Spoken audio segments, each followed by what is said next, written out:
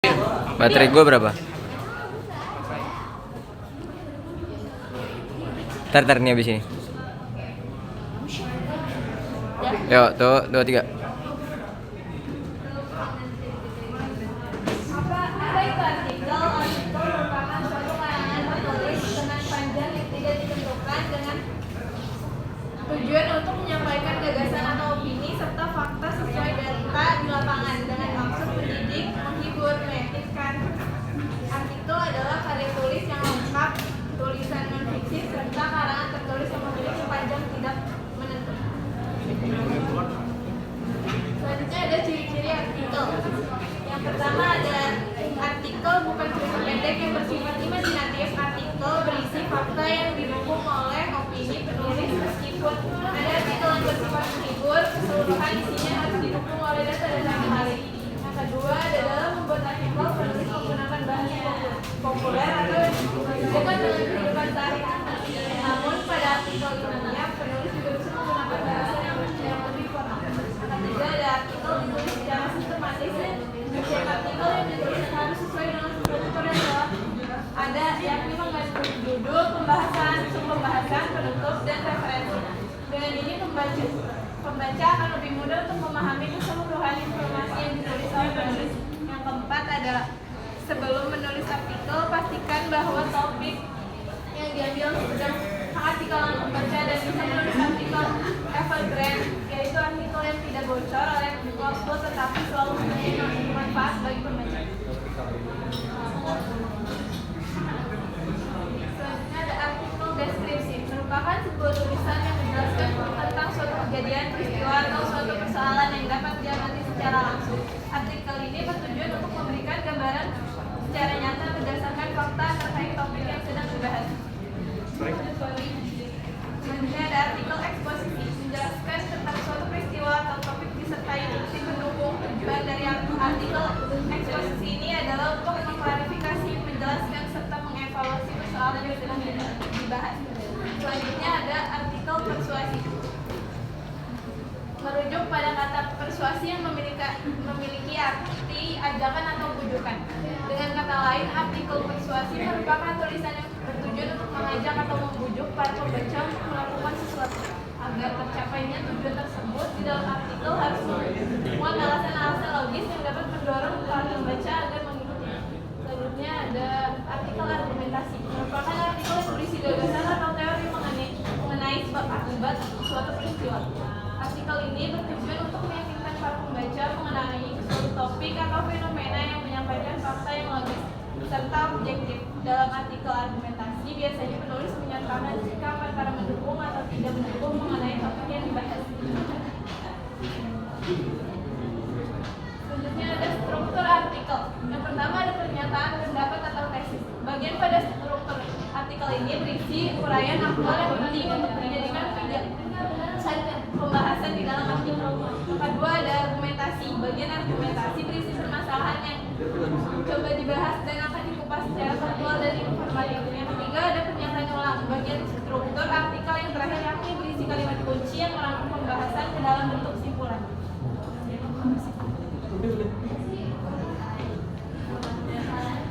Selanjutnya ada kaidah kebahasaan. Yang pertama menggunakan kosakata. Kosakata disebut juga sebagai perbendaharaan kata, kumpulan kata, atau kumpulan istilah. Kosakata digunakan penulis untuk menerangkan sebuah topik dengan tepat dan efektif. Semakin banyak kosakata yang dikuasai penulis, semakin mudah bagi mereka untuk menyampaikan informasi kepada pembaca. Yang kedua, memiliki kata kerja mental.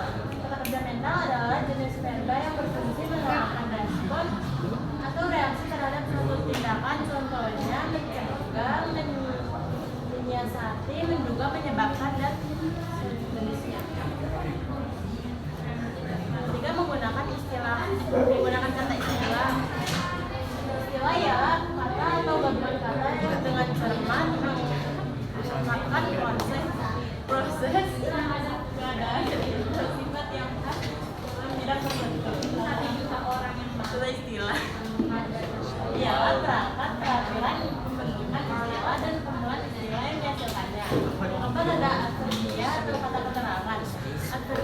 adalah kata yang berfungsi menerangkan kata lain.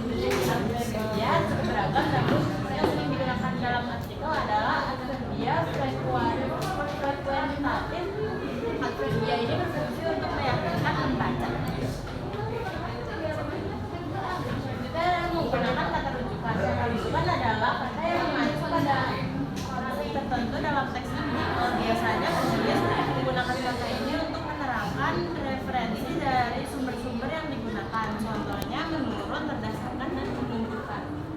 Selanjutnya menggunakan konjungsi. Konjungsi adalah kata yang berfungsi sebagai penghubung. Konjungsi yang sering digunakan dalam artikel di antara lain konjungsi koordinatif yang menghubungkan kata yang setara dalam kalimat. Contohnya dan atau melainkan, sehingga konjungsi kausalitas itu menghubungkan sebab akibat. Contohnya oleh karena itu, sebab karena padahal.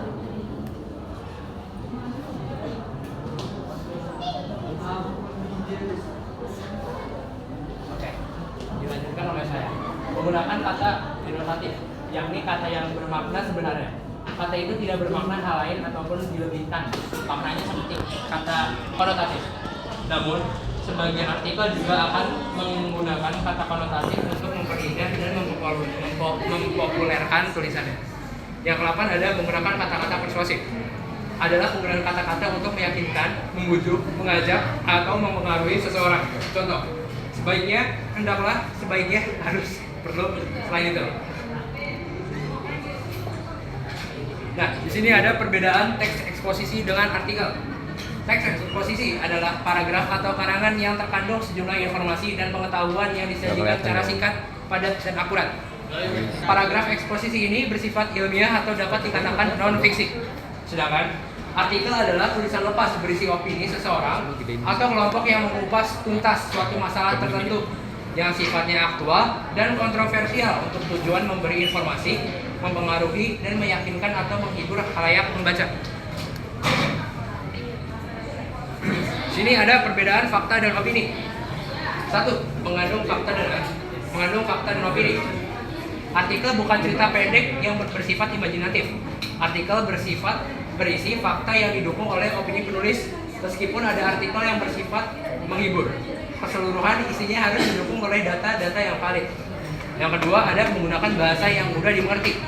Dalam membuat artikel, penulis menggunakan bahasa populer atau yang dekat dengan kehidupan sehari-hari. Namun, pada artikel ilmiah, penulis juga bisa menggunakan bahasa yang formal. Yang ketiga, sistematis. Artikel ditulis secara sistematis. Setiap artikel yang ditulis harus sesuai dengan struktur yang telah ada, yakni mengandung judul, pembahasan, penutup, dan referensi. Dengan ini, pembaca akan lebih mudah untuk memahami keseluruhan informasi yang ditulis oleh penulis. Yang keempat, topik yang aktual dan bermanfaat. Sebelum menulis artikel, pastikan bahwa topik yang diambil sedang hangat di kalangan pembaca dan bisa menulis artikel evergreen, yaitu artikel yang tidak bocor oleh waktu, tetapi selalu mempunyai manfaat bagi pembaca. Ini adalah artikel yang kita jemput, virus kucing Panleukopenia. Salah satu penyakit yang paling berbahaya pada kucing adalah virus Panleukopenia. Penyakit ini biasa dikenal dengan nama Panleu atau FPF Berlin Panleukopenia virus. Virus ini menyerang seluruh pencernaan hingga kelenjar pertahanan tubuh.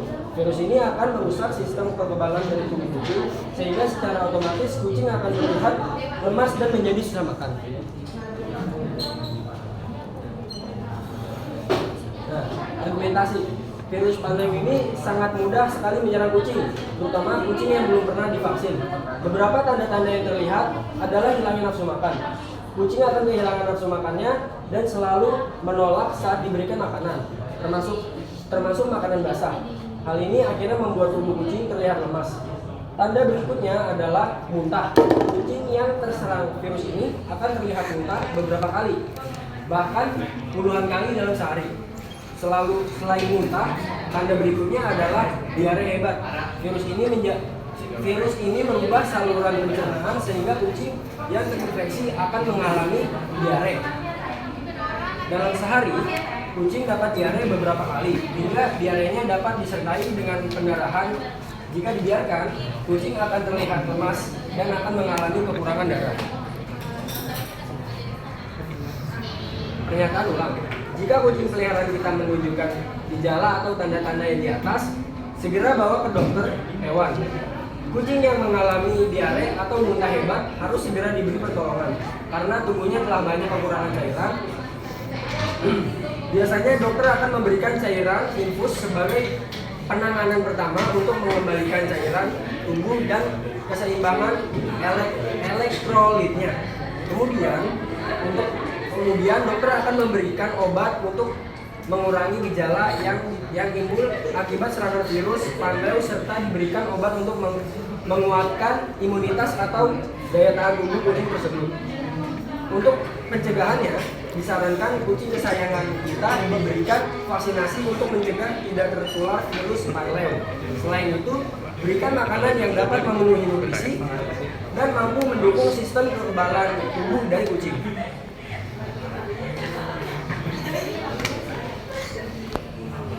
Selanjutnya ada kaidah kebahasaan mengenai teks artikel virus Panleukopenia. Nah, kaidah kebahasaan yang pertama itu ada kosakata. Beberapa kosakata yang ada dalam teks itu, yang pertama itu ada virus, vaksin, infus, nutrisi, diare, infeksi, imunitas, elektrolit, nafsu makan, dan muntah. Selain itu, ada kaidah kebahasaan yang kedua, ada kata kerja mental. Contohnya itu menyadari, sehingga secara otomatis kucing akan terlihat lemas dan menjadi susah makan.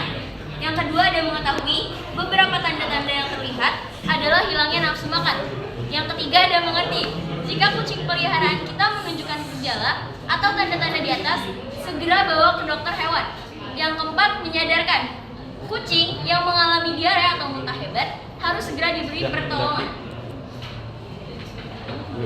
Kaidah kebahasaan yang ketiga adalah kata istilah, yaitu virus, vaksin, infus, nutrisi, diare, infeksi, imunitas, elektrolit, nafsu makan, dan muntah. Lalu ada adverbia kuantitatif. Yang pertama, salah satu. Yang kata-katanya itu salah satu penyakit yang paling berbahaya pada kucing adalah virus Panleukopenia. Yang kedua ada beberapa. Katanya beberapa tanda-tanda yang terlihat adalah hilangnya nafsu makan. Yang ketiga, beberapa kali. Kalimatnya, kucing yang terserang virus ini akan terlihat muntah beberapa kali, bahkan puluhan kali dalam sehari. Yang keempat, dalam sehari. Dalam sehari, kucing dapat diare beberapa kali, hingga diarenya dapat disertai dengan pendarahan. Yang kelima, ada banyak, karena tubuhnya telah banyak kekurangan cairan. Yang kelima, ada kata kerja rujukan. Kalimatnya itu, penyakit ini biasa dikenal dengan nama Panle atau FPV, Panleukopenia virus. Yang kedua, kucing yang terserang virus ini akan terlihat muntah beberapa kali, bahkan puluhan kali sehari. Yang ketiga, kalimatnya, jika kucing peliharaan kita menunjukkan gejala atau tanda-tanda di atas, segera bawa ke dokter hewan. Dan yang terakhir, kucing yang mengalami diare atau muntah hebat harus segera diberi pertolongan. And the next is konjungsi temporal. Konjungsi temporal yaitu kalimatnya kemudian. Dokter akan memberikan obat untuk mengurangi gejala timbul akibat serangan virus Panleukopenia. Oke. Selanjutnya kasualitas. Karena tubuhnya telah banyak kekurangan cairan dan ada koordinatif, sehingga secara otomatis kucing akan terlihat lemas dan menjadi susah makan. Jika kucing peliharaan kita menunjukkan gejala atau muntah hebat. Dan selanjutnya ada kata-kata detonatif. Kata-katanya itu adalah berbahaya, merusak, mudah menyerang, kekurangan darah, Dan lain-lain.